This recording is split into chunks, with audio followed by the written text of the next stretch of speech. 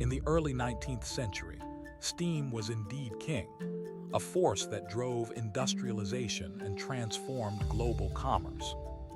From powering machinery in factories to propelling ships across oceans, steam became the cornerstone of modernity's rapid advancement. However, as technology continued to evolve, so did our understanding of energy efficiency. This episode delves into how steam's reign ultimately came to an end, exploring the lessons we can draw from its decline, and examining how these insights continue to shape our approach to innovation today. The story begins in the late 18th century, when James Watt improved upon Thomas Newcomen's design, introducing a more efficient steam engine that could be used for various purposes, beyond just pumping water out of mines. This marked the beginning of steam's dominance over other energy sources like wind and water power. Steam engines powered everything from textile mills to locomotives, revolutionizing transportation and logistics.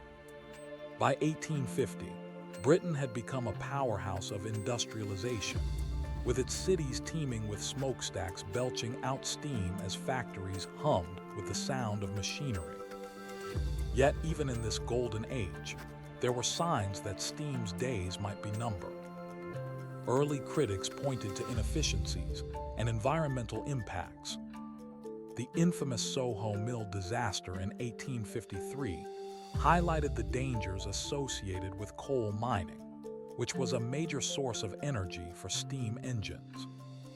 As industrial pollution began to take its toll on both human health and natural landscapes, public sentiment shifted towards more sustainable alternatives. In parallel, advancements in science and engineering continued to push boundaries. Engineers like Rudolf Diesel and Nikolaus Otto developed internal combustion engines that could run on various fuels, including diesel and gasoline. These new technologies offered greater efficiency and flexibility compared to steam engines. The introduction of electricity also played a pivotal role in the decline of steam power. Electric motors became more reliable and efficient than their steam counterparts, particularly for powering machinery in factories. Moreover, the advent of electric lighting meant that factories could operate around the clock without relying on coal-powered lamps.